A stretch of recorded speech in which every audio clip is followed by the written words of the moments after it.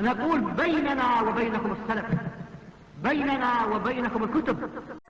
Один тоже из великих ученых мазхаби имама Абу Ханифа, который мы все его знаем, это человек Абу Джафар ат-Тахави, аль-Ханафи, который один из самых известнейших ученых, который является в этом школе имама Абу Ханифа, рахматуллахи аляй.